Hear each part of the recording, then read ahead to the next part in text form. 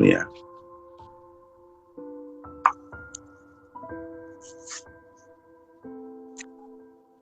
Baik, Bapak Ibu, Assalamualaikum warahmatullahi wabarakatuh. Selamat pagi dan salam sejahtera bagi kita semua. Om Swastiastu, Namo Buddhaya, salam kebajikan. Ya, di pagi hari ini kita akan coba memulai webinar kita ya di yang ketiga kalinya tentunya ya.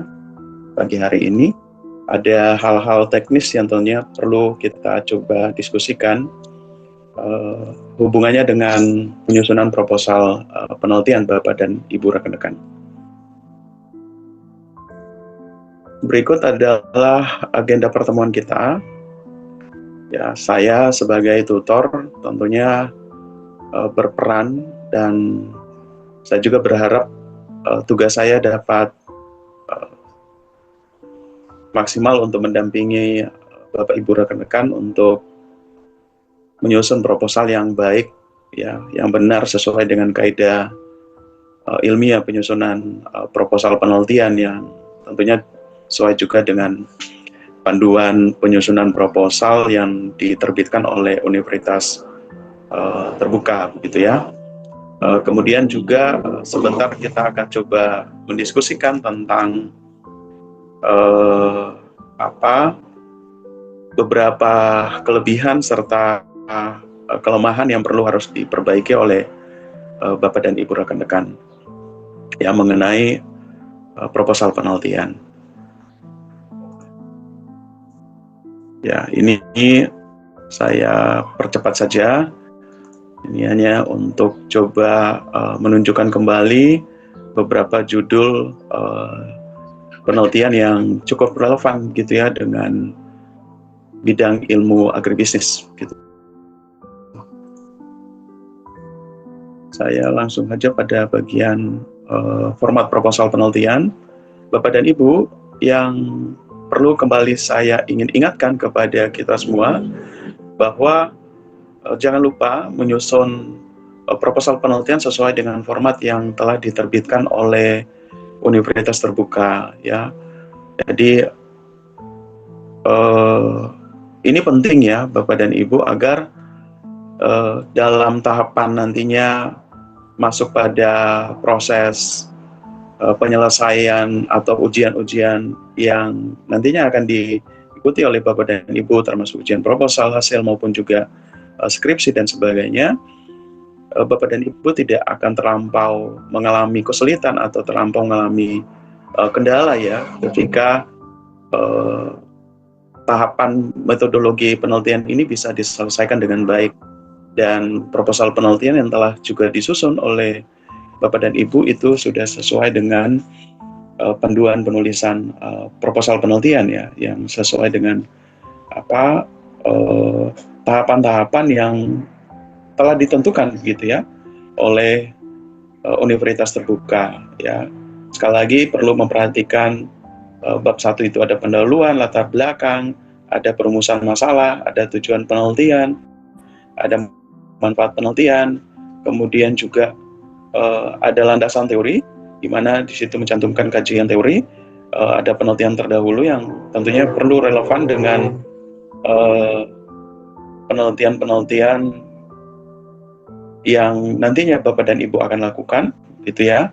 Kemudian kerangka berpikir, ada hipotesis, kemudian ada metodologi penelitian, ada pendekatan penelitian di situ, ada jenis penelitian, ada metode penelitian, ada juga lokasi penelitian, dan kedua terakhir teknik pengumpulan data serta teknik analisis data. Nanti coba kita diskusikan ya secara spesifik untuk bagian-bagian ini. Dan yang tidak kalah pentingnya ingin saya kembali ingatkan kepada Bapak dan Ibu bahwa format proposal penelitian itu tidak mencantumkan hasil penelitian dan juga pembahasan ya. Jadi ini masih pada tahapan penyusunan proposal penelitian. Maka idealnya proposal penelitian itu dari halaman cover ya, cover proposal penelitian, kemudian hingga sampai pada bagian metode penelitian atau juga metodologi penelitian, di mana paling bagian terakhir dari pembahasan metodologi penelitian itu adalah analisis data atau teknik analisis data. Ya, jadi hal ini perlu menjadi perhatian Bapak dan Ibu karena di beberapa tugas yang dikirimkan atau beberapa draft proposal yang dikirimkan kepada saya masih saya dapatkan beberapa pencantuman gitu ya untuk hasil penelitian atau juga pembahasan. Padahal yang diharapkan itu hanya membahas atau menuliskan proposal penelitian.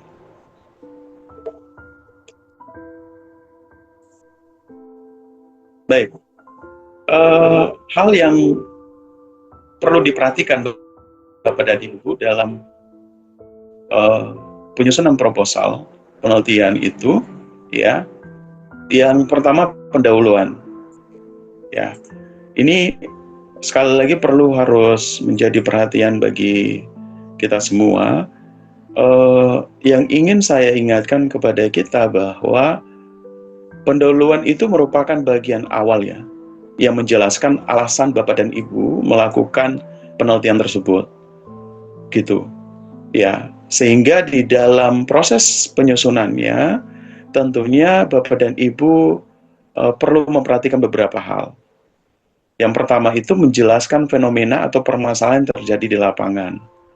Contoh, kalau Bapak dan Ibu akan penelitian tentang analisis kelayakan atau analisis pendapatan pada petani jagung di kecamatan A, gitu, maka yang perlu menjadi fokus utama adalah komoditas jagung itu sendiri dan apa relevansi antara komoditas jagung dengan tingkat pendapatan petani, gitu ya. Salah satunya umpama semakin meningkat tingkat pendapatan, maka tingkat kesejahteraan petani dan juga keluarganya itu juga akan mengalami peningkatan, gitu ya. Jadi hal ini tentunya perlu menjadi catatan, gitu, atau harus perlu menjadi poin penting, gitu ya, yang disampaikan atau dituliskan di dalam latar belakang, gitu.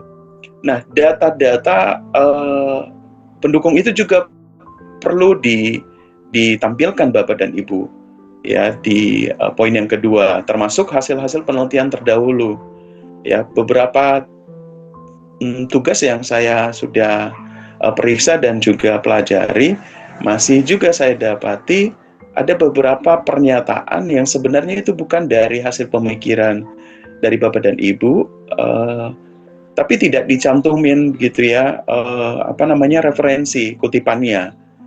Contohnya, umpama saya menulis tentang pendapatan, semakin meningkat pendapatan, maka tingkat kesejahteraan rumah tangga atau juga petani itu mengalami peningkatan.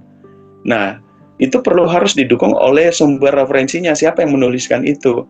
Maka perlu harus dicantumkan Managanta, umpama ya, karena nama saya Andri Amalial Managanta, maka last name-nya itu yang perlu harus dituliskan di dalam sebuah kutipan. Managanta terbitannya tahun berapa, ya 2026 katakan saja, kayak gitu ya. Nah, hal itu menjadi penting ya Bapak dan Ibu, agar Bapak dan Ibu bisa mendapatkan atau menemukan kesenjangan atau gap dari risetnya sebelumnya dengan risetnya Bapak dan Ibu, begitu ya. Apa keunggulannya, apa perbedaannya dari riset sebelumnya, ya. Apakah dari aspek indikator penelitiannya, apakah dari lokasinya, apakah dari variabel pengamatannya, gitu ya, atau apa yang ingin coba diamati, begitu ya, atau coba diteliti di dalam penelitian yang nantinya akan Bapak dan Ibu lakukan, gitu. Jadi itu penting ya, untuk Bapak dan Ibu akan mempertegas ya hal-hal yang setidaknya akan memperlihatkan, gitu ya, apa perbedaan risetnya Bapak dan Ibu dengan riset-riset sebelumnya, gitu. Nah, yang bagian keempat ini tidak kalah pentingnya juga. Bapak dan Ibu perlu menguraikan pentingnya penelitian itu dilakukan dari aspek ilmiah gitu maupun secara praktis. Ya, contohnya Bapak dan Ibu perlu juga membahasakan di dalam pendahuluan bahwa penelitian ini juga tentunya akan diharapkan dapat berkontribusi bagi pengembangan ilmu pertanian gitu ya dalam arti yang luas.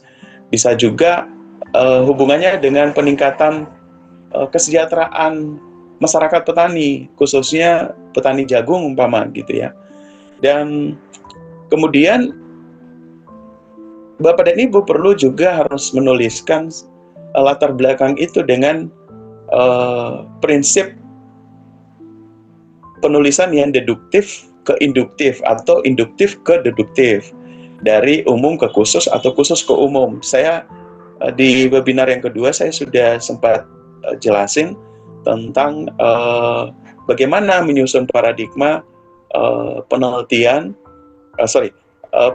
penyusunan latar belakang gitu ya di proposal penelitian berbasis paragraf induktif dan juga deduktif atau deduktif ke induktif gitu ya, dari umum kemudian ke khusus ya, dari khusus ke umum. Jadi kalau secara spesifik umum ke khusus itu bicara dulu tentang jagung dalam konteks Indonesia gitu ya, kemudian dikerucutkan lagi gitu ya secara seperti piramida terbalik tuh ya. Kemudian ke provinsi, katakan saja ke provinsi Nusa Tenggara Timur gitu ya. Kemudian ke kabupaten, dari kabupaten ke kecamatan. Nah, baru fokus ke desa kalau bicara lokasi penelitiannya itu dalam skop desa. Nah, itu yang saya maksudkan dari umum ke khusus. Nah, ada juga yang nyusun paragraf itu dari khusus ke umum, langsung bicara fokus kepada wilayah penelitiannya gitu ya.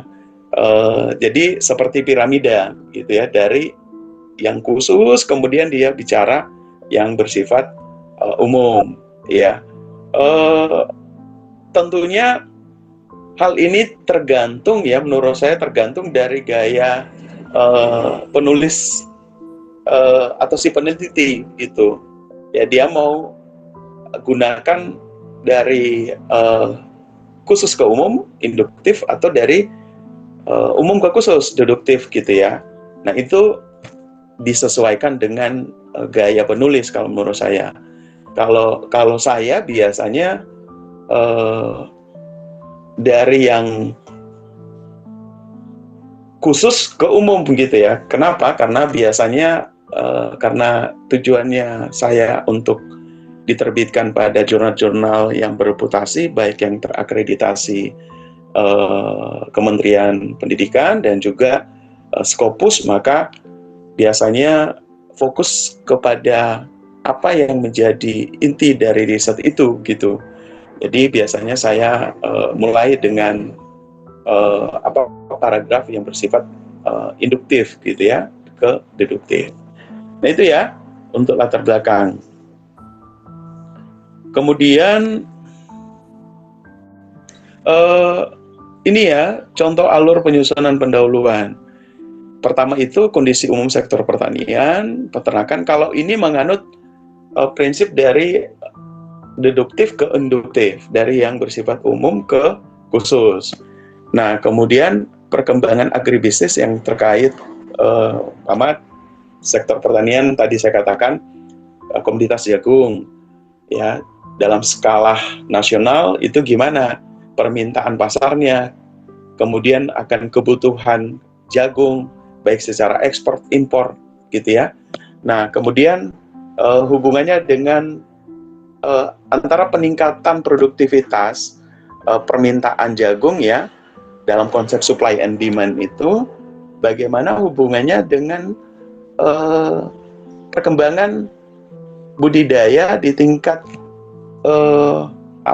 hulu begitu ya, di proses budidaya di tingkat petani gitu. Nah, itu perlu harus dibahasakan. Bisa saja ada kecenderungannya meningkat produktivitas permintaan gitu, ya. Tapi di aspek yang lain, luas lahan itu makin berkurang. Nah, tentunya hal ini menjadi masalah kan, ya, menjadi permasalahan. Eh, apakah semakin meningkat luas lahan, apakah akan juga berpengaruh pada peningkatan produktivitas atau peningkatan produksi? Nah, itu menjadi sebuah pertanyaan yang perlu juga mungkin bisa dijawab dalam riset Bapak dan Ibu. Nah, itu juga bisa kelihatan di gap penelitian Bapak dan Ibu gitu, ya. Nah, sampai pada kenapa penelitian ini penting? Karena ingin melihat Mama dari aspek luasan lahan yang makin berkurang, peningkatan permintaan akan komoditas jagung itu juga makin meningkat, itu akan berpengaruh tidak pada peningkatan pendapatan. Nah, sehingga akan sampai pada pentingnya penelitian itu, gitu ya. Ternyata bahwa penelitian ini penting untuk dilakukan karena ingin melihat seberapa besar kontribusi luas lahan gitu ya terhadap peningkatan produksi maupun juga pendapatan petani. Nah, kalau mungkin di penelitian sebelumnya hanya melihat dari aspek peningkatan produksi tanpa memperhatikan luas lahan. Nah, sekarang Bapak dan Ibu ingin coba meneliti dari aspek luas lahan gitu terhadap pengaruhnya terhadap peningkatan produksi maupun juga pendapatan. Nah, dari proses pembahasan tersebut tentunya Bapak dan Ibu yang Bapak Ibu uraikan ya di setiap tulisan Bapak Ibu, baik latar belakang, kemudian nanti pendahuluan, sampai di metodologi penelitian itu atau metode penelitian, itu perlu harus didukung oleh referensi-referensi, ya baik jurnal atau juga sumber kutipan lainnya seperti buku. Dan itu perlu diparafrase Bapak dan Ibu ya. Semoga waktu kita juga bisa mencukupi sehingga nanti saya coba contohkan juga bagaimana cara memparafrase satu kutipan sehingga kita pun tidak akan terindikasi melakukan proses plagiarisme begitu ya. Nah itu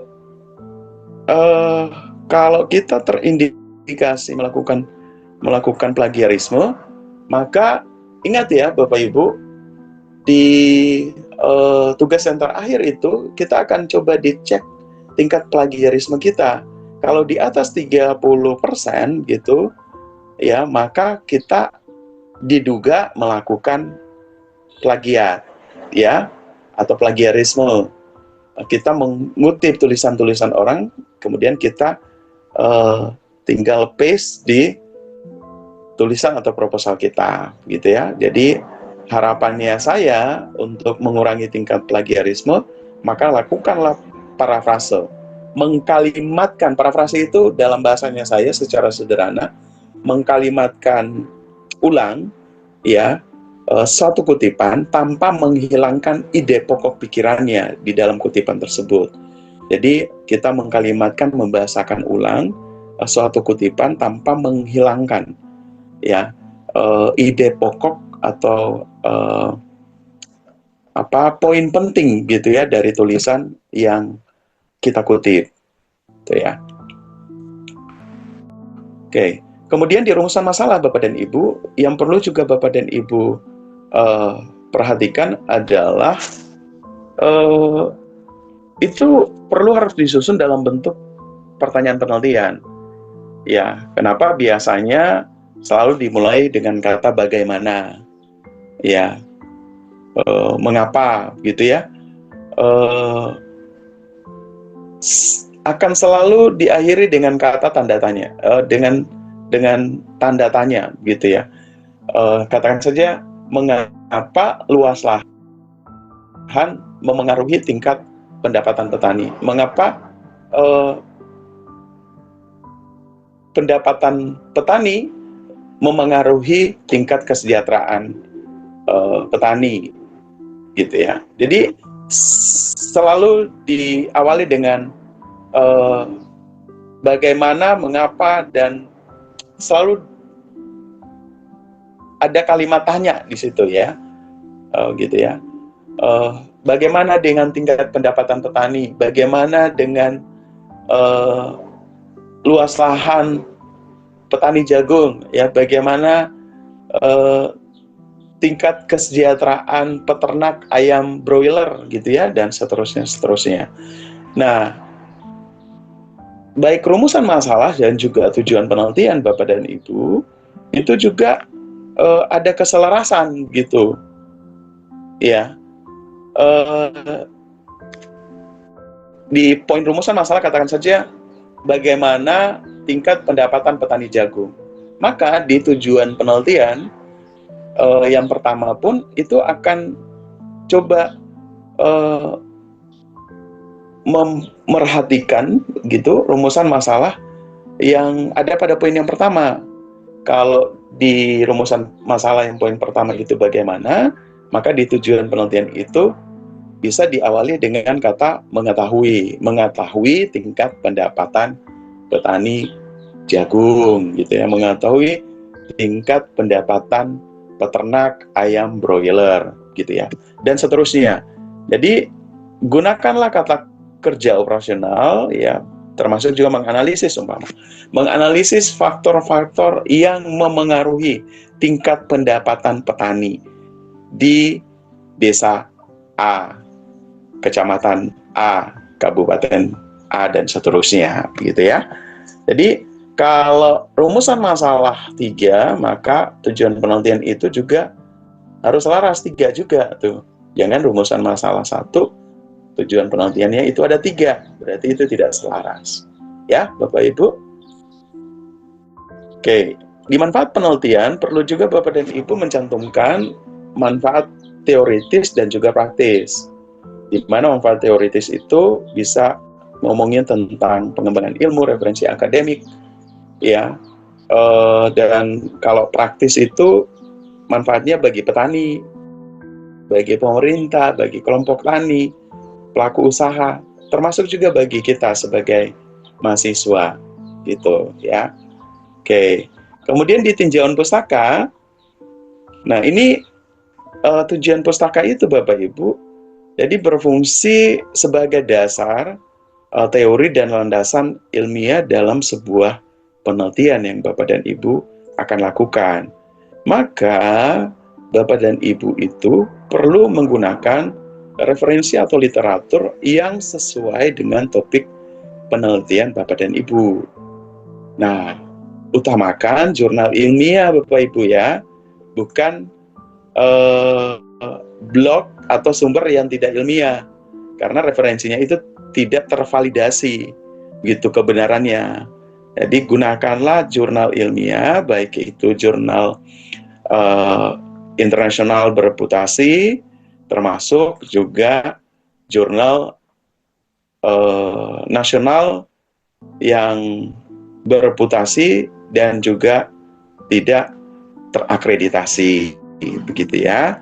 Nah, ini menjadi suatu hal yang penting untuk Bapak dan Ibu cantumkan di dalam tinjauan pustaka. Setiap referensi sekali lagi yang berhubungan dengan penelitian Bapak dan Ibu. Kalau tadi bicara tentang analisis pendapatan, maka teori atau konsep pendapatan petani ya, di mana P itu profit ya, sama dengan total revenue dikurang total cost gitu ya. Jadi total penerimaan dikurangi dengan total pengeluaran. Nah, konsep itu yang perlu harus Bapak dan Ibu cantumkan di dalam tinjauan pustaka. Ya, dan ngomongin umpama jagung ya, karena dalam skop ini bukan proses penelitian budidaya tanaman, maka Bapak dan Ibu lebih pada analisis di konsep usaha taninya gitu, usaha tani jagung gitu ya. Nah, konsep usaha tani apa ini masuk usaha tani gitu ya, dari berbagai macam referensi, baik buku ya, umpama bukunya Soekertawi ya, dari referensi usaha tani umpama dari konsep yang saya ada Managanta 2020 dan sebagainya. Nah, dari jurnal-jurnal itu yang kemudian akhirnya dikutip menjadi satu sumber referensi yang digunakan oleh Bapak dan Ibu dalam menulis tinjauan pustaka. Nah, sebaiknya juga kebaruan referensi itu diprioritaskan di 5-10 tahun terakhir. Ya, kalau itu ngomongin tentang hasil-hasil penelitian, tapi ada beberapa buku-buku juga yang ngomongin tentang teori, katakan saja teori kompetensi itu ya, atau teori tentang konsep pembelajaran orang dewasa begitu ya, itu bisa diambil dari referensi-referensi yang di atas 10 tahun gitu ya. Jadi katakan saja konsep belum teori gitu ya. Nah, ini bisa diambil di referensi-referensi yang sudah cukup lama ya, beberapa dekade sebelumnya begitu. Ya, silakan. Tapi kalau untuk riset-riset sebelumnya ya disarankan di referensi ya 5-10 tahun terakhir. Karena biasanya riset itu selalu mengalami perkembangan dari tahun ke tahun gitu ya. Nah, di landasan teori Bapak dan Ibu ya perlu memuat teori-teori utama yang mendukung penelitian Bapak dan Ibu, termasuk perlu juga menjelaskan konsep variabel penelitian secara sistematis begitu ya. Saya contohkan di sini ada konsep tentang atau teori tentang strategi pemasaran, ada digital marketing, pendapatan usaha tani, konsep produktivitas ya, usaha tani pertanian, kelayakan usaha, ya ada konsep agribisnis dan sebagainya, gitu ya. Ini menjadi dasar di pertemuan sebelumnya saya sampaikan. Ini bisa dijadikan sebagai bank referensi gitu ya, bank jurnal. Ya, karena ini juga akan Bapak dan Ibu gunakan di dalam proses hasil dan pembahasan. Jadi kalau Bapak dan Ibu mengacu pada katakan saja di deskripsi ya, di hasil pembahasan membahas tentang deskripsi penelitian, umur semakin meningkat usia petani, maka kemampuan dalam mengusahakan usaha tani itu makin berkurang, sehingga berpengaruh pada tingkat produktivitas usaha tani. Nah, bisa didukung hal ini selaras gitu ya, atau tidak berbeda dengan hasil penelitiannya Managanta 2021 yang menyatakan bahwa umur petani itu dapat mempengaruhi pendapatan petani gitu ya. Nah, hal seperti itu dicek, bisa di cross check di konsep yang dituliskan di tinjauan pustaka. Nah, kenapa biasanya antara tinjauan pustaka gitu ya, dari berbagai macam sumber kutipan yang telah dicantumkan, pada akhirnya juga tetap digunakan pada saat membahas hasil penelitian ya, atau juga pembahasan dalam bab hasil dan pembahasan gitu ya, Bapak Ibu. Nah, kemudian di bab yang ketiga ini ada metode penelitian. Metode penelitian itu kan seharusnya menjelaskan ya Bapak Ibu cara penelitian yang dilakukan agar dapat dipertanggungjawabkan secara ilmiah. Nah, apa-apa saja yang perlu diperhatikan Bapak dan Ibu? Yang pertama itu lokasi dan waktu penelitian. jelaskan tempat penelitian itu secara spesifik, ya. Kemudian sertakan alasan pemilihan lokasi dan cantumkan waktu pelaksanaan penelitian. Menurut saya ketiga aspek ini yang perlu juga Bapak dan Ibu perlu perhatikan, karena di beberapa draft proposal yang dikirimkan kepada saya itu kecenderungannya belum dicantumkan di mana lokasi penelitiannya secara spesifik gitu. Nah, ada yang mencantumkan akan meneliti di, katakan saya, peternak ayam broiler. Nah, di mana itu? Atau penelitian tentang komoditas jagung. Nah, di mana itu? Gitu ya. Kemudian ada juga yang saya temukan waktu penelitiannya pun tidak dicantumkan secara spesifik, gitu. Hanya dicantumkan April 2026, ya. Nah, Aprilnya itu kan suatu hal yang tidak realistis juga, tidak ilmiah kalau Bapak dan Ibu hanya melakukan proses penelitian 1 bulan aja. Karena proses penelitian itu Bapak dan Ibu di dalam ruang lingkup riset itu tidak hanya dibatasi pada saat pengambilan data, begitu ya.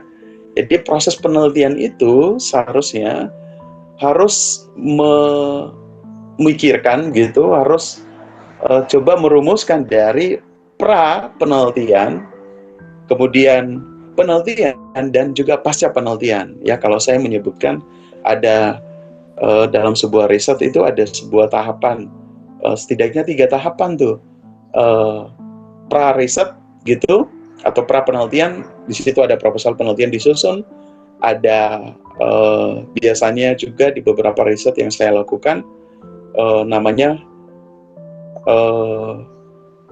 pra penelitian untuk ngambil data awal atau data pendukung gitu ya di tingkat petani, termasuk juga uji kuesioner atau uji validitas dan juga reliabilitas instrumen ya. Nah, kemudian setelah disiapkan kuesionernya ya, disusun, baru ngambil data gitu. Itulah proses penelitian dilakukan. Ya, setelah itu penelitian selesai dilaksanakan, masuk pada pasca penelitian. Nah, itulah yang dinamakan biasanya olah data, tabulasi data, ya, atau analisis data sampai pada penyusunan hasil dan juga pembahasan. Itu ya, Bapak Ibu ya. Nah, ini perlu ya, sehingga sangat tidak ideal kalau umpama Bapak dan Ibu hanya mencantumkan 1 bulan waktu penelitian gitu. Nah, kemudian pendekatan penelitian juga harus dipertegas.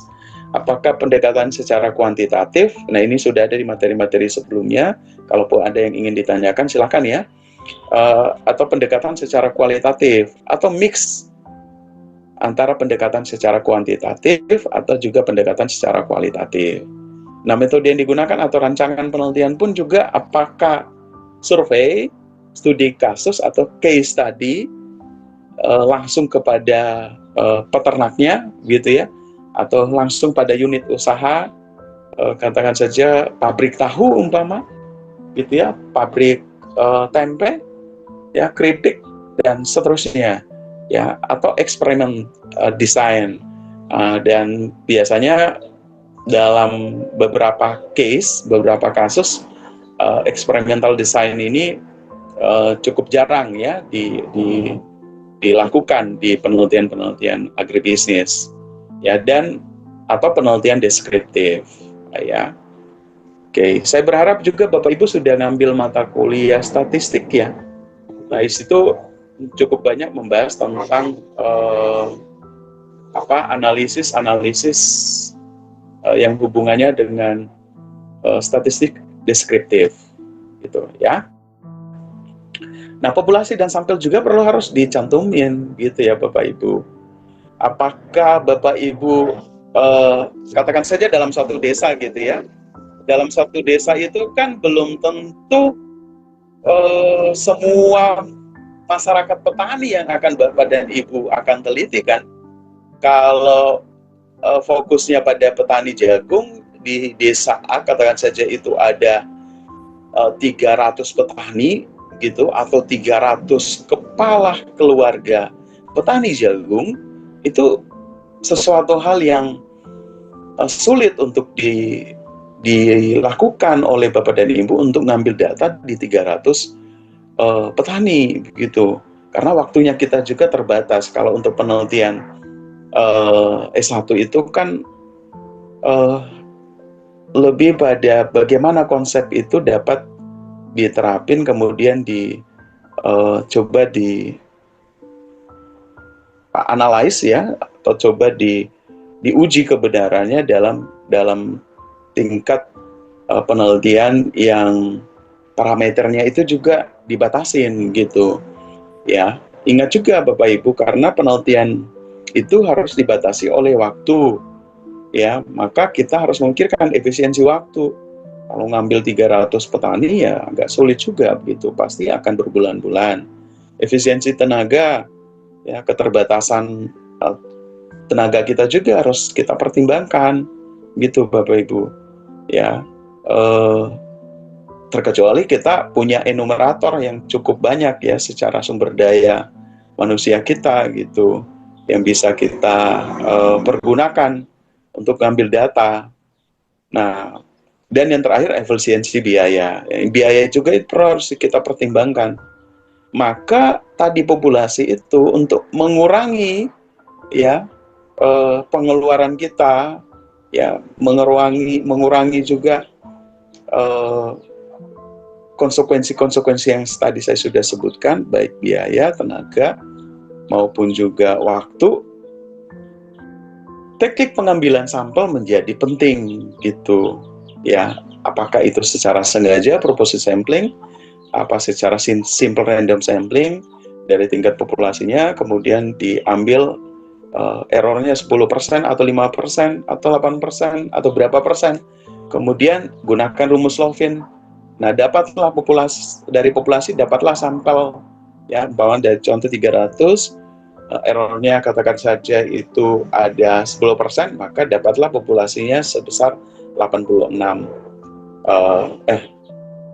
Dapat sampelnya itu menjadi 86 petani gitu ya. Atau sensus, kalau sensus ini secara keseluruhan semua populasi itu dijadikan sampel, karena bisa saja di dalam ruang lingkup riset itu peternaknya cuma 10 atau peternaknya cuma 20 gitu ya, sudah, karena skopnya itu hanya terlampau sedikit ya, maka diambil aja secara keseluruhan gitu ya Bapak Ibu. Nah, jenis dan sumber data juga itu perlu menjadi perhatian. Ada wawancara, ada observasi, kemudian ada kuesioner. Ya, kalau data primer kan data yang diambil secara langsung kan kepada responden, ya, kepada petani. Nah, data sekunder itu bisa melalui BPS ya, terkait jurnal atau laporan penelitian. Dan data-data sekunder ini juga tentunya diperlukan di dalam proses penyusunan proposal penelitian Bapak dan Ibu ya. Tadi contoh di latar belakang, kalau kita melihat tingkat produksi atau permintaan atau produktivitas petani jagung gitu ya, atau petani kakao, atau petani tembakau dan sebagainya, itu bisa kita lihat di data BPS gitu ya, yang hubungannya dengan tingkat produktivitas, termasuk juga luas lahan, bagaimana aspek terhadap data atau tren-tren peningkatan ekspor dan impor. Nah, itu bisa kita lihat di BPS. Ada yang BPS yang secara skala nasional, ada BPS yang di tingkat provinsi, dan ada BPS di tingkat kabupaten gitu ya. Nah, itu penting untuk menjadi sumber rujukan Bapak Ibu ya, untuk data-data tersebut ya, khususnya di data-data sekunder. Nah, teknik pengumpulan data ya wawancara, observasi, kemudian juga dokumentasi. Jangan lupa juga Bapak Ibu ya, dalam ini hanya mengingatkan saja bahwa dalam proses penelitian itu perlu Bapak dan Ibu mendokumentasikan setiap aktivitas ya yang dilakukan Bapak Ibu dalam proses penelitian, dari persiapan penelitian gitu ya, sampai pada proses penelitian itu dilakukan gitu, termasuk jika Bapak dan Ibu melakukan yang namanya in-depth interview, wawancara secara mendalam kepada stakeholder atau kepada pihak terkait yang berkaitan dengan riset yang dilakukan oleh Bapak dan Ibu. Contoh umpama ada kepala desa, ada koordinator BPP begitu ya, kemudian ada ketua kelompok gitu ya, atau pemilik usaha dan sebagainya. Nah, itu perlu didokumentasikan, baik dalam dokumentasi secara bentuk rekaman, recorder, atau juga bisa foto atau video. Nah, itu juga akan memperkuat ya tingkat validitas riset yang Bapak Ibu lakukan, bahwa ya benar riset ini dilakukan, ya dapat dipertanggungjawabkan secara ilmiah kebenarannya ya. Nah, kemudian di dalam metode penelitian itu sendiri juga harus mencantumkan variabel penelitian, ya, di mana ada definisi operasional situ. Katakan saja tadi umur adalah usia seseorang diambil pada saat penelitian itu dilakukan, gitu ya, atau masa hidup seseorang pada saat sejak dia lahir sampai pada saat proses penelitian itu dilaksanakan. Itu bagian dari definisi operasional atau definisi variabel yang Bapak dan Ibu akan ukur, dan itu biasanya tergambarkan atau terjelaskan di kerangka pemikiran gitu ya. Kemudian akhirnya juga terumuskan lebih secara spesifik di metode penelitian ya, gitu Bapak Ibu. Kemudian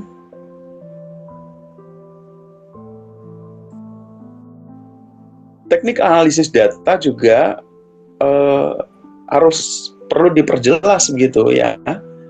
Apakah Bapak dan Ibu ini analisis deskriptif ya, mendeskripsikan saja ada rendah, sedang, tinggi. Usia itu umpama muda, madya, tua ya. Di beberapa tulisan umpama, kalau Bapak dan Ibu punya kesempatan baca aja tulisan-tulisan saya yang membahas tentang usia seseorang. Kalau kecenderungannya dia tua, nah itu bisa dideskripsikan gitu ya. Berarti kemampuannya akan kecenderungannya menghasilkan suatu profit juga akan makin berkurang, karena tingkat produktivitas kerjanya juga makin berkurang gitu ya. Walaupun di beberapa tulisan itu menyebutkan produktivitas seseorang itu ada di rentang usia 15 sampai 64 tahun. Nah, lewat dari situ sudah kecenderungannya produktivitas petani itu akan makin berkurang gitu, sehingga itu akan berpengaruh pada kemampuan mereka untuk menghasilkan profit atau pendapatan, juga itu akan makin berkurang ya. Kemudian analisis pendapatan usaha tani ya, analisis RC ratio ya, revenue per cost ratio itu ya, atau analisis SWOT kalau dia penelitiannya tentang strategi gitu ya, atau analisis regresi linear berganda, atau analisis korelasi, atau uji beda, dia membandingkan. Katakan saja petani yang melakukan alih fungsi lahan dengan yang tidak melakukan alih fungsi lahan. Dari kalau komoditas risetnya itu katakan saja dari padi sawah menjadi kelapa sawit gitu ya. Dan yang ada petani yang tidak melakukan alih fungsi. ya, yang sebelumnya ada yang satunya melakukan alih fungsi, yang satunya tidak.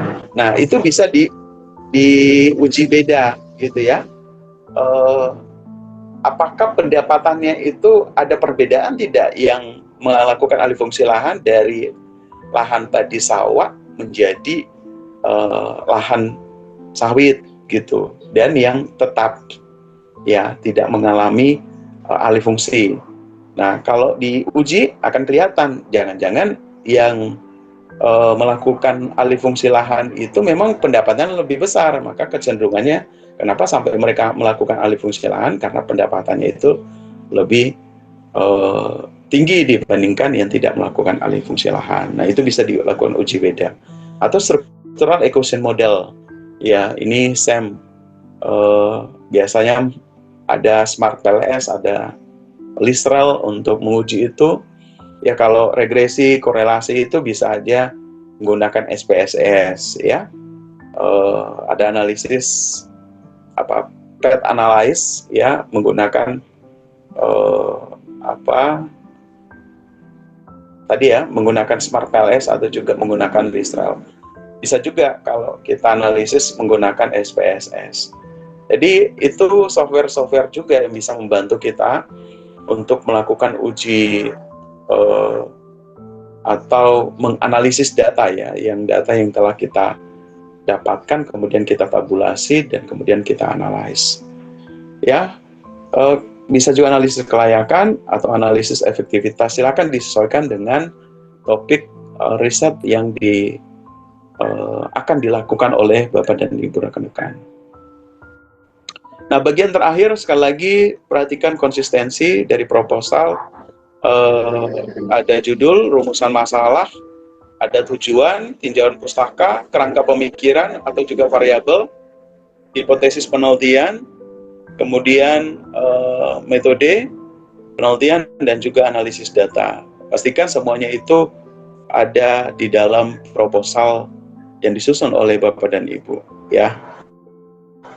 Kemudian ini adalah satu contoh proposal penelitian yang dikirimkan kepada saya ya. Mohon maaf, saya izin kepada mungkin ada di antara Bapak dan Ibu ya yang skripsinya ini berjudul ini analisis pendapatan usaha tani padi sawah di Desa Katumbangan, Lemo, Kecamatan Campalagian, Kabupaten Polewari, Mandar. Nah, di catatan-catatan saya izin ya untuk coba memberikan koreksi begitu. Itu masih ditemukan penggunaan huruf kapital yang tentunya tidak konsisten. Ya, yang dimana tanda baca juga kurang tepat, kalimat juga terlalu panjang, dan beberapa ditemukan penggunaan bahasa yang non ilmiah.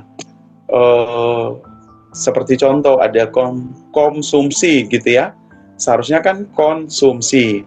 Produktivitas itu seharusnya produktivitas gitu ya Bapak Ibu. Judul masih ditemukan judul ya, diperlukan seharusnya diperlukan ya, begitu ya Bapak Ibu. Ini mungkin sederhana, tapi dalam menulis suatu karya ilmiah itu hal seperti ini perlu diperhatikan gitu ya. Karena kalau salah menulis, salah juga orang akan mengartikan atau pembaca memahami gitu ya.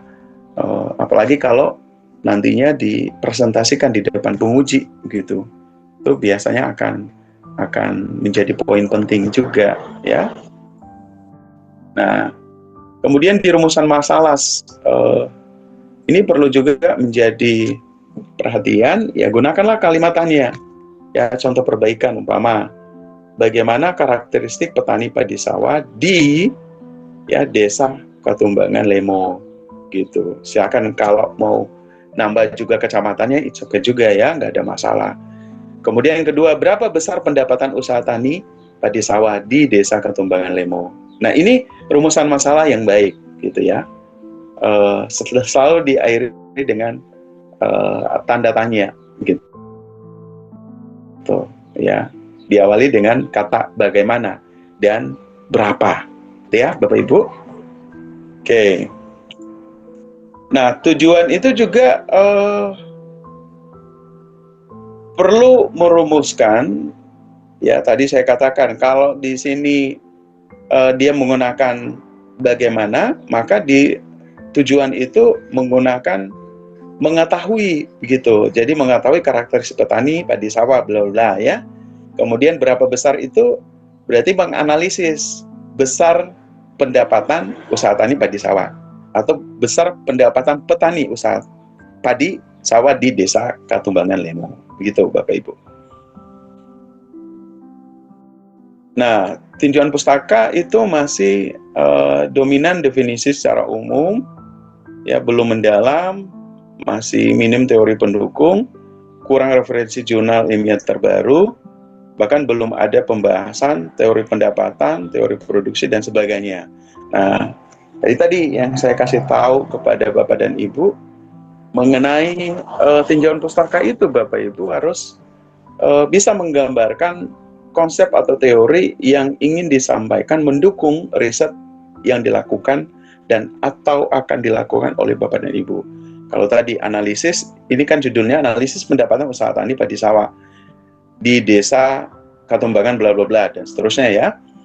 Maka konsep tinjauan pustaka yang perlu harus dibahas di situ adalah tentang konsep analisis usaha tani padi sawah, kemudian konsep atau teori pendapatan, ya. Kemudian bisa juga ditambahkan dengan konsep karakteristik petani, karena tadi di tujuan yang pertama membahas tentang karakteristik petani. Gitu. Karakteristik petani itu kan ada umur atau usia, ada luas lahan, ada tingkat pengalaman, ada tingkat kekosmopolitan, kemudian ada motivasi dalam berusaha tani, gitu ya, dan lain sebagainya ya, cukup banyak ya. Itu bisa juga Bapak dan Ibu cek di jurnal atau bisa juga baca jurnal-jurnal saya, banyak membahas tentang karakteristik petani.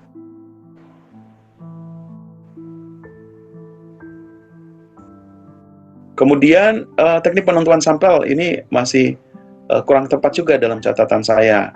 Ya, ketua itu adalah kelompok tani Samaturu. Ya, tentunya ini tadi ya saya jelasin dalam proses penentuan populasi ini kurang mewakili seluruh petani, gitu. Karena penelitian itu Bapak Ibu semakin mendekati total populasi yang menjadi sumber informasi kita akan semakin tingkat validitasnya itu mendekati 100%. Kalau errornya 1% kan berarti tingkat kepercayaan 99% kan. Kalau errornya itu 10% berarti tingkat kepercayaan itu adalah 90%. Gitu ya Bapak Ibu. Kalau errornya itu 5% berarti tingkat kepercayaan itu adalah 95%. Maka semakin mendekati populasi ya sampel penelitian kita, maka kecenderungannya riset kita itu tingkat validitasnya, tingkat kebenarannya ya itu akan mendekati 100%. Gitu Bapak Ibu. Ya kenapa itu perlu menjadi perhatian kita juga. Kalau hanya satu kelompok tani tidak akan bisa menggambarkan satu desa Katumbangan, karena di dalam satu desa Katumbangan itu, apalagi ngomongin tentang padi sawah, itu bukan hanya satu kelompok tani, pasti akan terdiri dari beberapa kelompok tani. Ya kalau ngomongin desa, ya terdiri dari kelompok tani, maka secara proportif ke desa untuk pengambilan sampelnya ya. Kemudian secara distratifikasi lagi ya, distratifikasi random sampling dari desa berapa ada ada kelompok-kelompok tani, katakan saja ada 10, maka dari distratifikasi itu dari total nantinya katakan saja ada 100, nah 100 itu berapa lagi nih per setiap kelompok tani yang akan dijadikan sebagai sampel penelitian per setiap kelompok tani, karena setiap kelompok tani biasanya beda-beda. Ada yang 25 mungkin, ada yang 30, ada 27, mungkin ada juga cuma 21 atau 18 dan seterusnya gitu ya. Eh, jadi teknik penentuan sampel ini menjadi penting ya, Bapak Ibu ya, menjadi perhatian. Kemudian perhitungan pendapatan juga itu belum lengkap, total biaya tetap, atau biasanya di dalam konsep itu analisis kelayakan itu disebut dengan fixed cost ya. Ada yang biaya variabel disebut variable cost, ada total penerimaan yang disebut dengan total revenue ya, atau kalau total pendapatan biasanya disebut dengan total profit atau juga P ya, dan nilai RC ratio ya. Nah ini sekali lagi Bapak Ibu perlu harus dicantumkan. Daftar pustaka juga begitu. Saya tidak tahu apakah Bapak dan Ibu pernah ikut pelatihan membuat citasi menggunakan program Mendeley atau tidak ya. Kalau belum, bisa juga belajar di YouTube ya, atau bisa gunakan program itu di dalam menyusun daftar pustaka, karena dia akan secara otomatis ya, ketika ditarik gitu ya datanya, maka akan muncul secara otomatis daftar pustaka yang kita kutip gitu. Oke.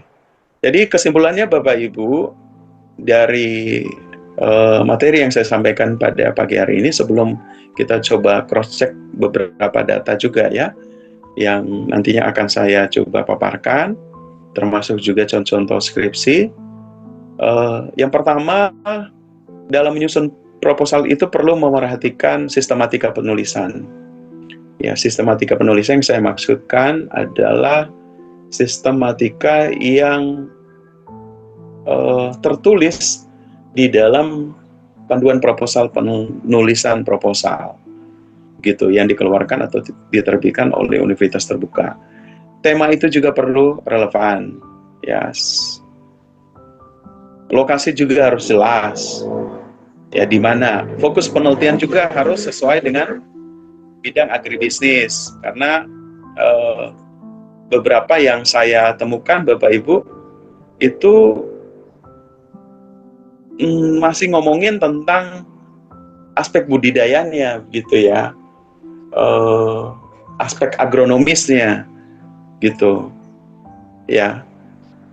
Jadi ingat ya, karena Bapak Ibu ini bidangnya adalah, ruang lingkup ilmunya adalah agribisnis, maka sangat diharapkan risetnya itu yang berhubungan dengan penelitian agribisnis, atau proposal-proposalnya itu disusun yang membahas tentang ruang lingkup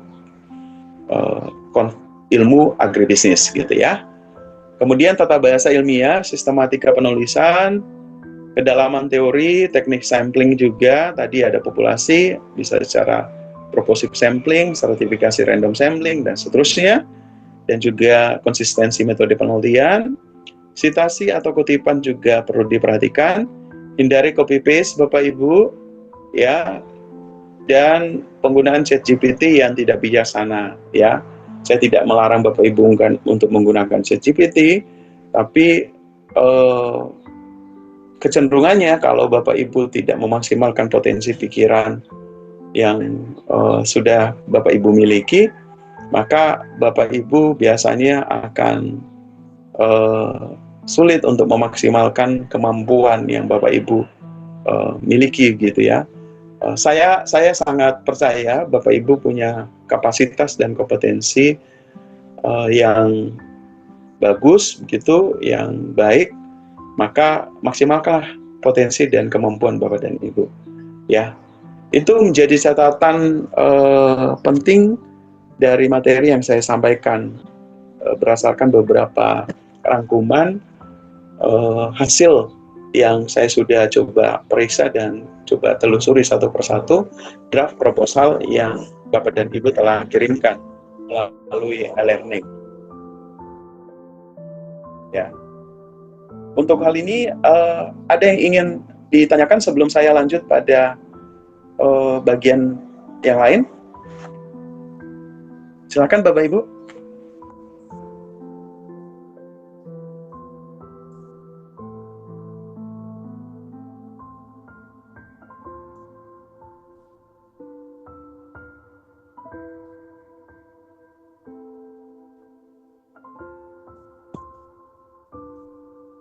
Halo?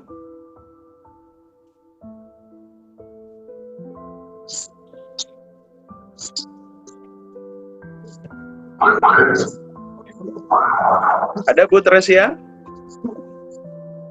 Iya Pak. Baik Ya, Pak, silakan. saya ingin bertanya, yang bagian penyajian data ini Pak, harusnya disusun berdasarkan hasil dari wawancara yang sudah dilakukan atau bagaimana Pak? Oh, untuk penyajian data berarti yang di itu ya, yang di hasil Teknik analisis. teknik analisis. Baik. Ya, Kalau yang penyajian data untuk teknik analisis itu, Bu, analisis data kan tadi ya saya sudah jelasin, ada analisis deskriptif, ya. Kemudian ya, ada analisis, ya. Halo Bu? halo ya Pak, ya Pak. Ya. Ada kan ada analisis secara deskriptif, kemudian ada analisis yang menggunakan analisis regresi atau korelasi. Nah, Ibu mau menggunakan analisis yang mana? Gitu. Kalau umpama, ya silakan Bu. Kalau saya di sini menggunakan analisis interaktif Pak. Oke, interaktif yang sebagai yang seperti apa yang Ibu maksudkan, Bu?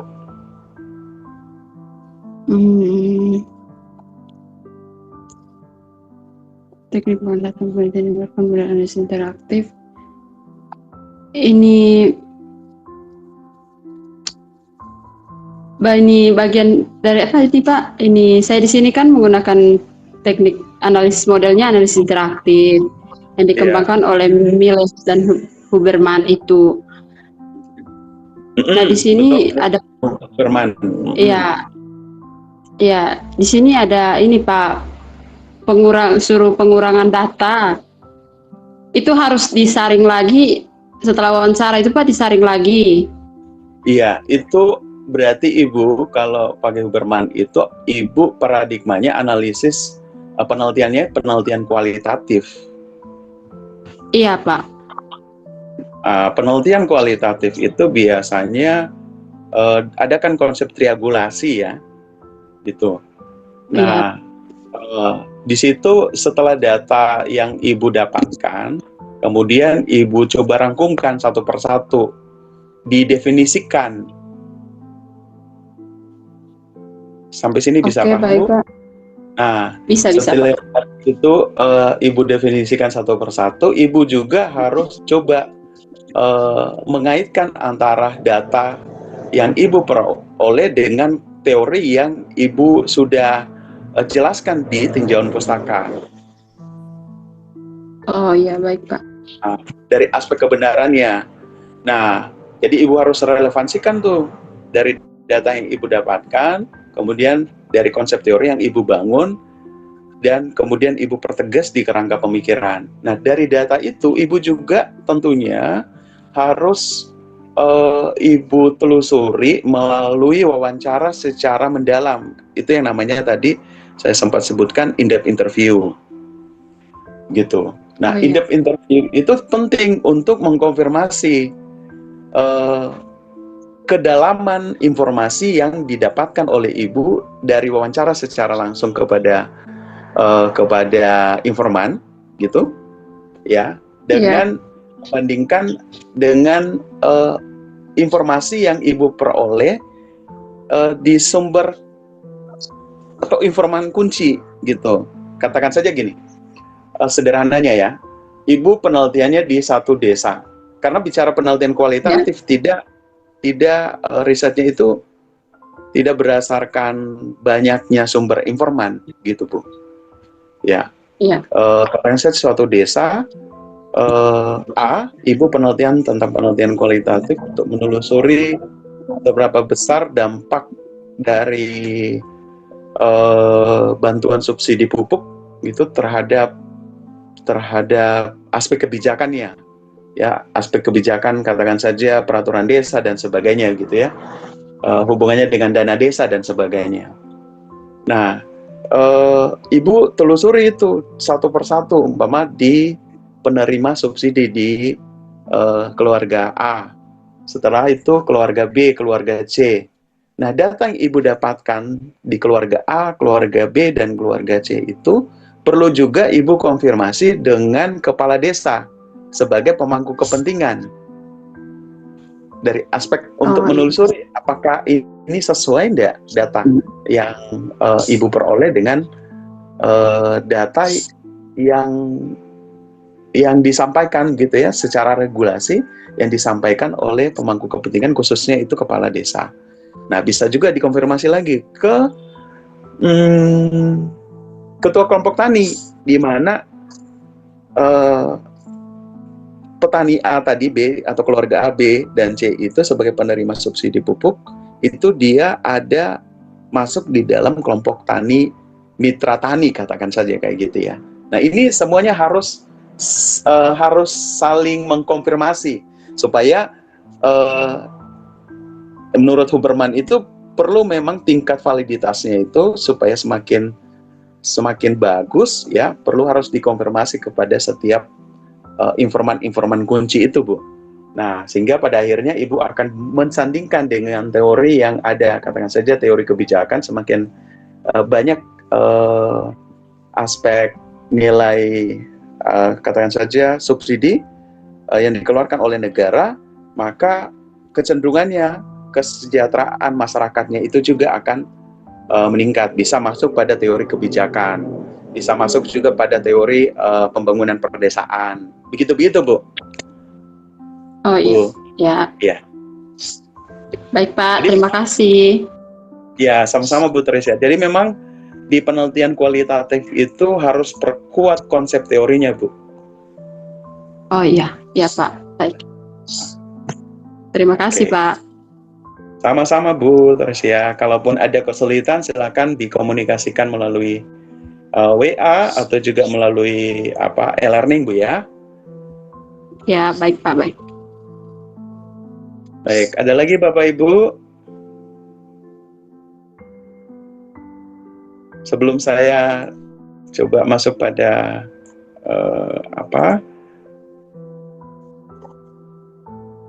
beberapa contoh skripsi atau juga tulisan, ya.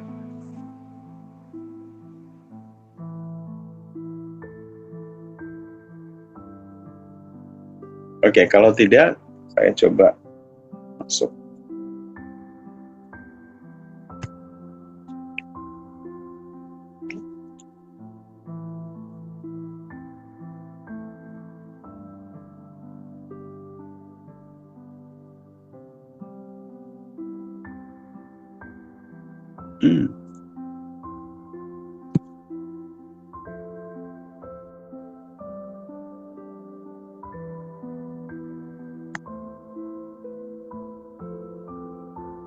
Masih loading Bapak Ibu.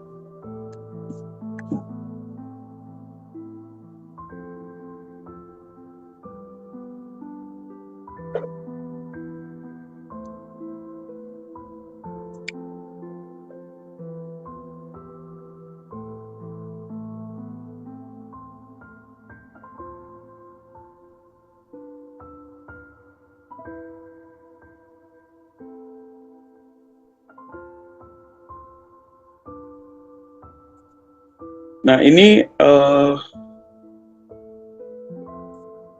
ada satu riset ya. Ini dia bicara tentang kakao. Nah, ini data-data atau juga tulisan-tulisan yang dikutip dari berbagai macam sumber referensi Bapak Ibu. Dan sumber referensinya itu tidak tunggal, ya. Jadi lebih dari satu, gitu. Ya. terdiri dari ada beberapa sumber kutipan. Kalau Bapak Ibu bisa cek atau bisa baca, itu ada 1, 2, 3, 4 sumber referensi. Iya, yang dijadikan sebagai satu tulisan yang membahas tentang kakao, gitu, dan seterusnya ya. Jadi bukan hanya nah ini yang saya maksudkan, ada data-data gitu ya.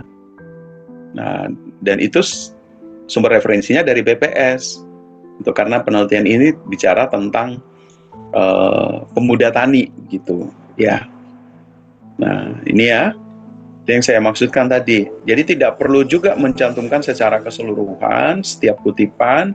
Ya, lakukanlah itu proses parafrase. Ya. Gitu ya Bapak Ibu ya. Jadi kalau Bapak Ibu memerhatikan, saya coba contohkan di sini. Nah, jadi pernyataannya Cochrane ya, ini katakan saja ini ya. Ini bagaimana cara untuk melakukan parafrase itu? Jadi melakukan parafrase itu tanpa merubah makna dari tulisan ini, gitu ya. Kita coba mengkalimatkan lagi, gitu ya. Nah,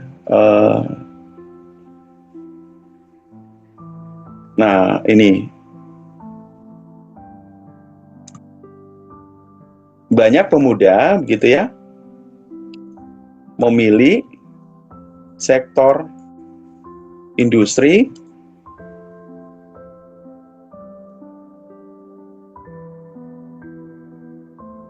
dibandingkan sektor pertanian karena dianggap sektor pertanian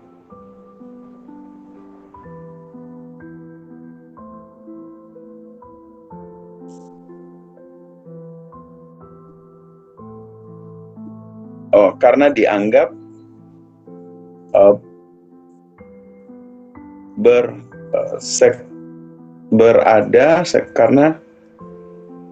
karena dianggap sektor industri berada di perkotaan. Nah, ini sudah yang saya maksudkan tadi, melakukan parafrase Bapak Ibu ya, mengubah kalimatnya tanpa mengubah makna atau juga ide pokok dari tulisan tersebut, gitu ya. Nah, ini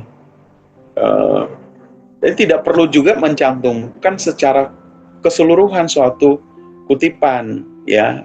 Saya sangat tidak menyarankan Bapak Ibu tinggal mengcopy paste dari satu tulisan atau sumber jurnal kemudian dipindahin ke proposal Bapak Ibu. Ya, lakukanlah parafrase supaya tingkat plagiarisme itu bisa dikurangi atau bisa dihindari. Ya, selanjutnya juga kayak gitu ya. Jadi namun tentu menjadi disclaimer juga ya, menjadi perhatian yang harus saya ingin sampaikan. Cochrane ini harus dicari sumber primernya ya. Kalau ini kan sudah dikutip oleh si mahasiswa gitu. Tentunya dia ngutip ke Cochrane, maka kita sebagai penulis berikutnya coba cek lagi Cochrane, tulisannya Cochrane, maka itu pasti ada di daftar pustaka gitu ya. Nah, di daftar pustaka ya, Cochrane ini analisis faktor-faktor yang mempengaruhi minat generasi muda di sektor pertanian di Tangerang, Banten. Gitu ya Bapak Ibu. Nah, dari itu baru kita coba telusuri di Google. Ya, kecenderungannya itu akan kita peroleh. Ya. Nah, kemudian tadi konsep membahas tentang ini tadi. Ya, karena ngomongin tentang minat dan pemuda, maka dia bahas ada usaha tani kakao, ya itu yang saya maksudkan tadi, ada minat pemuda dalam berusaha tani, gitu ya. Kemudian ada faktor internal pemuda tani yang terdiri dari sini ada moda, ada pendidikan non formal, ada kosmopolitan, ya ada luas lahan, gitu ya. Ada faktor eksternal pemuda tani, ada modal, kemudian ada harga jual, ada pendapatan, gitu ya Bapak Ibu. Nah ini yang saya maksudkan kerangka pemikiran tuh, kerangka pemikiran. Nah ini karena dia paradigmanya adalah penelitian secara kuantitatif, maka dia hubungkan ini faktor internalnya sebagai X1-nya dan ini faktor eksternalnya sebagai X2-nya terhadap Y1. Jadi minat ditentukan oleh faktor internal dan faktor internal juga menentukan minat. Faktor minat juga ditentukan oleh faktor eksternal dan faktor eksternal juga menentukan minat. Nah, kerangka pemikiran seperti ini harus dibuat gitu ya Bapak Ibu. Nah, kalau penelitian tentang strategi, nah ini bisa seperti ini. SWOT ya. Ini ada permasalahannya, pemanfaatan limbah kakao sebagai pakan ternak, rendahnya pemanfaatan pakan alternatif, ada analisis internalnya, manajemen pemasaran, keuangan dan sebagainya. Ya, dan itu menjadi matriks IV ya, internal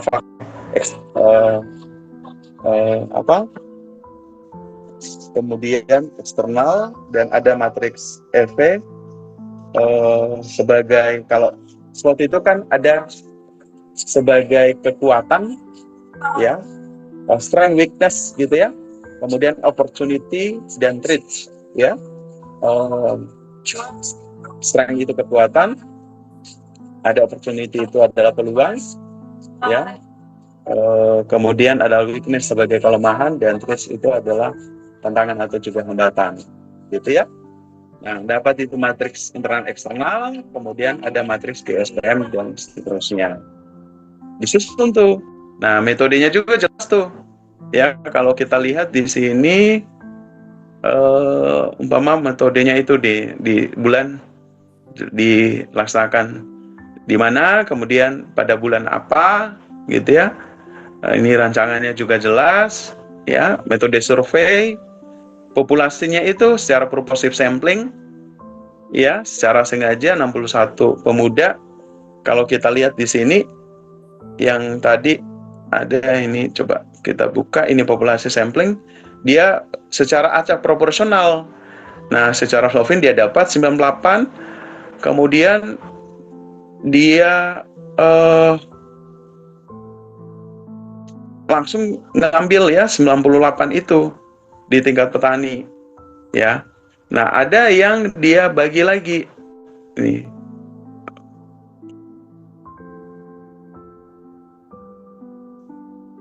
Saya coba buka. Nah, ini ya.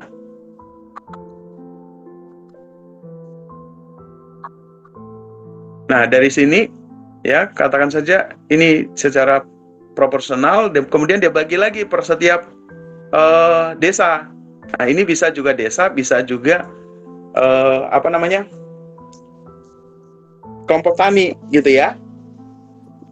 Dibagi, dapatlah ini totalnya sampel. Gitu Bapak Ibu. Ya. Dan itu harus jelas ya, metode pengumpulan datanya juga, definisi operasional tadi yang parameternya itu juga harus dijelaskan gitu ya. Kemudian analisis datanya, ini analisis deskriptif, katakan saja kayak gitu ya. Kemudian ada analisis pendapatan. Ini ya, menurut Sobat Kartawi ada P, total revenue dikurangi total cost. Ada total biaya, total cost dikurang total fixed cost ditambah total variable cost gitu ya. Nah, kemudian ada untuk total penerimaan, total revenue sama dengan price dikurang quantity dan seterusnya. Ini analisis kelayakan ya. Total revenue dikurang total cost dapat tuh. Ya, ada dan analisis korelasi. Gitu Bapak Ibu. Jadi harus secara terperinci gitu ya. Harus perjelas dalam setiap proposal Bapak dan Ibu. Oke. Ada pertanyaan Bapak Ibu? Silakan. Monggo.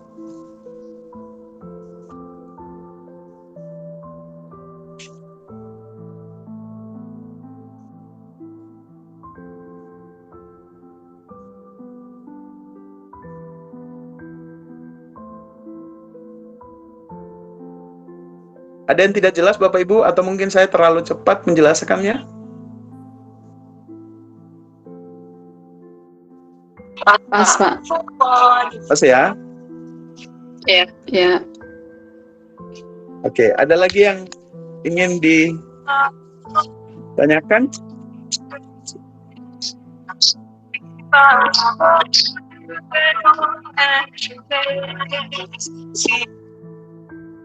Ini untuk cek plagiarisme nih Pak, kira-kira bisa cek di mana ya Pak? Itu ada program ya, kalau di internet itu mungkin yang terbatas ya, yang satu persatu halaman itu kalau saya tidak salah. Pakai Turnitin Bu, ada programnya namanya Turnitin. Oh ya, baik Pak, terima kasih. Ya, sama-sama Bu. Itu biasanya langsung dikasih oleh program studi ya, untuk kita pergunakan untuk coba menganalisis. Tapi itu hingga saat ini kami tutor belum dapat.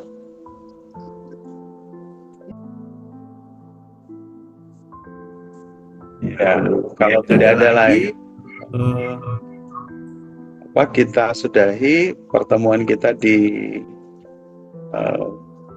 pagi menjelang siang hari ini. Sekali lagi terima kasih ya Bapak Ibu, rekan-rekan atas kerjasamanya.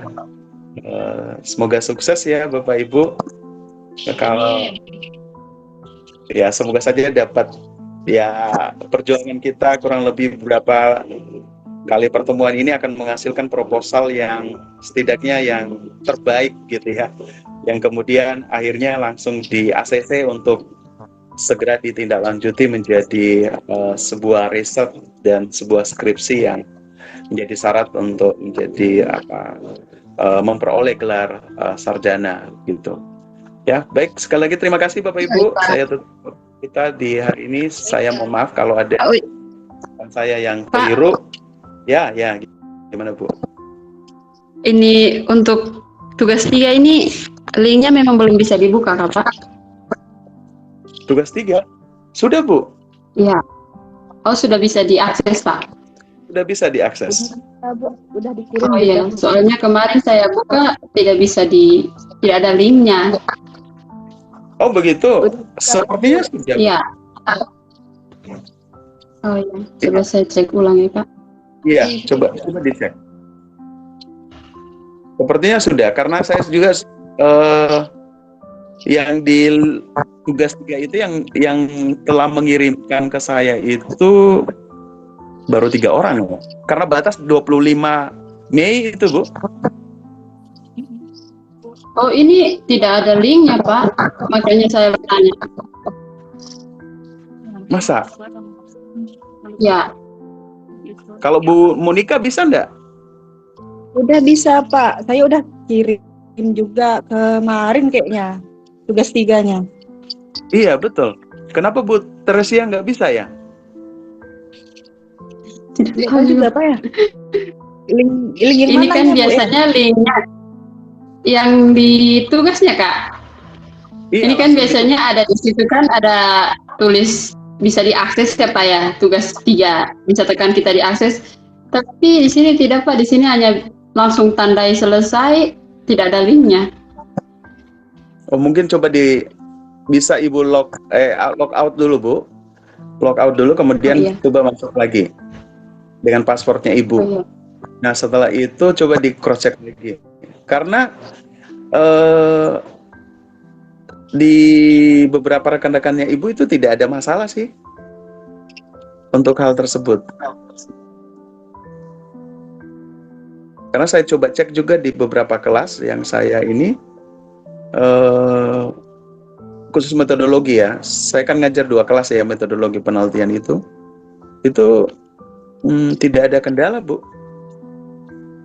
Di kelas yang satunya 3 orang yang udah ngirim, di kelas yang satunya juga udah 3. Berarti asumsi saya ya, hipotesis saya, kendala untuk ruang untuk ngirimin tugas itu sepertinya tidak bermasalah.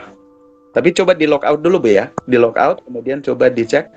Kalaupun ada masalah nanti segera hubungi saya, Bu ya. Oh ya, baik Pak. Ya. Ini Baik, Bapak Ibu. ya. Tidak ada lagi. Sekali lagi terima kasih ya atas kerjasamanya. Saya sudahi pertemuan kita di siang hari ini. Assalamualaikum warahmatullahi wabarakatuh. Selamat siang dan salam sejahtera untuk kita semua. Om Santi Santi Santi Om. Makasih. Thank you Bapak Ibu. Ya, Sampai ketemu lagi. terima kasih Pak. Ya.